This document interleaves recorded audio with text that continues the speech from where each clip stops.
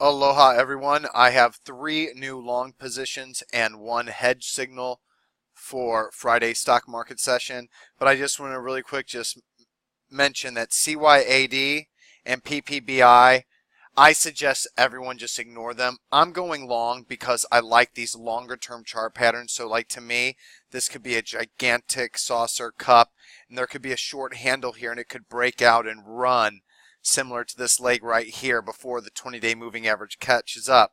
But I understand that if I go long, the odds are possibly right now higher that it fails than it does not.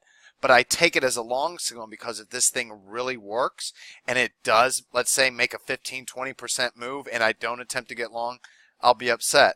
But PPBI, if I go long at 40.05, my first cut loss level is 39.35 and my final cut loss level is 38.90.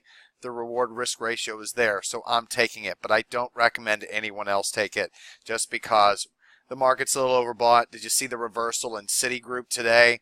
And you'll see why that reversal in Citigroup is important after this. And then CY80, this made my perfect speculator scan that doesn't have any volume requirement. The normal requirement is at least trade 50,000 shares, but this one's super thin, so the CY80 should be off the table for everyone.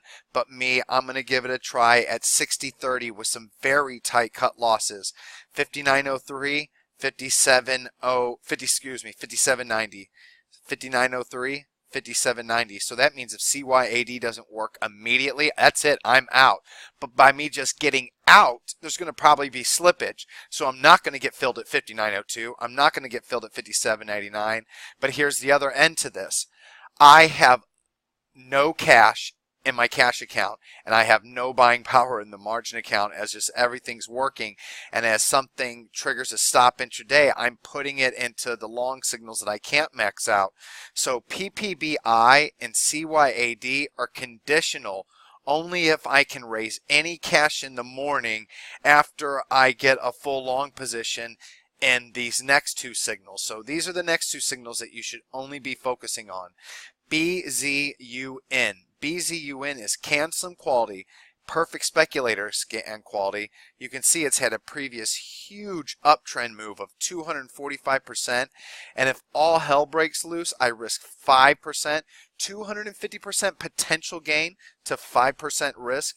That's an amazing reward risk ratio. So even with the current overbought market, this is a gimme. This stock has uptrended, pulled back, uptrended, pulled back, and it's kind of rounding out here. It's kind of curling, rounding higher. The RSI 14 and MACD 26.12.9 is doing the same thing, just rounding also. This is a very high reward, low risk entry right here. We can get long with the limit order at 34.72. The first cut loss level is right here at 33.50. The final cut loss level then is 32.43. It fails 32.43. We're completely out of BZUN. So very, very strong stock. And like I said, not only is it perfect speculator scan quality and my lower price, not looking at the $50 requirement version, and not only is it cancel quality, but the stock has a 98 composite rating in IBD, 99 earnings per share ranking, meaning it's in the top 1% of all stocks in the stock market with earnings growth, and it also has a 99 relative strength rating. So this is about as high quality as it gets. Because it's cancel and perfect speculator, wasn't confirmed in any other scan, it should be 4% of your account capital. However, there is one more signal that because of it being a hedge gets priority. FAZ is triggering an actionable actually excellent hedge signal off the lows.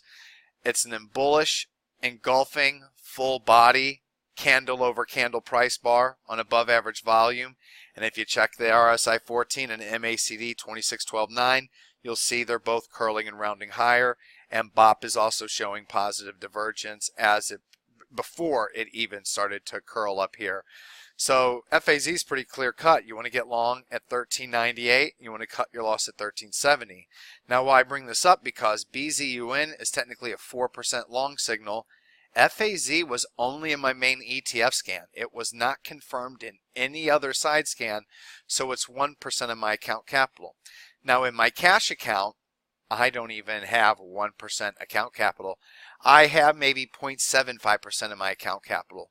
So do I split half up into FAZ and half up into BZUN? Nope. It all goes into FAZ because we're fully long here. The crowd is bullish. The market's overbought.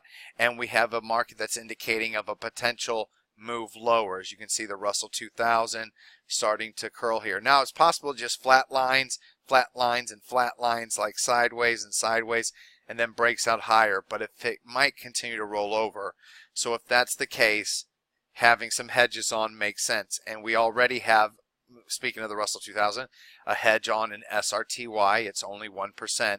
But now FAZ joins SRTY. So FAZ long at 1398, cut loss at 1370. And now with me, I get long at 1398. I sell half with the move below 1370. And then whatever that session's low, next low day is, let's say if it's 1350, 1340, the next low a day, I then sell all out just in case there's one fake out day. If there's a second violation of the previous day's low day, that's confirmation to me that the signal's false. But FAZ gets priority. Now in my margin account, I'll use the buying power to put whatever I have available into BZUN and FAZ. I'll do both. Now what happens in the cash account and the margin account, I'll try to buy maybe more BZUN, max out FAZ, and then whatever cash gets raised by, let's say, I got to take 20% of my profits in NTP. I got to take 20% of my profits in, hold on guys, I got to open up the trading diary. I'm pretty tired over here, I can't remember. Oh, CLDT, which I don't have a position in, but if I did, I got shaken out, 20% there, but ACLS. Now, if ACLS did not produce a 20% profit-taking signal here, this move right here would have been a 25% profit-taking signal. Why? Look at the volume. The biggest volume of the entire uptrend during a overbought RSI. That's always going to be a 25% profit-taking signal, especially whenever it does a little reversal like this. So, off its intraday highs.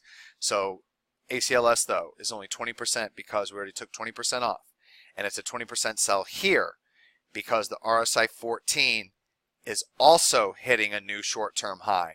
If the RSI 14 was above 80 but was not above the previous high, which was like 82 point something, I don't have it in front of me, so I'm using all this off what I saw a few hours ago, then ACLS would not have been a 20% sell signal. But because RSI is also at a new high with the price, it is 20%. But whenever I start raising that cash, PPBI and CYAD will fill out whatever I don't get in BZUN and FAZ. So if I'm happy with the FAZ position, I'm happy with the BZUN position, that's when I'll try to get CYAD and PPBI. But first and foremost, BZUN and FAZ need to be the two priorities. FAZ is technically 1%, but if you don't have 1% or only have 1%, it should be the priority position, putting on hedges here in an overbought market when we're fully maxed out on the long side. All right, everyone.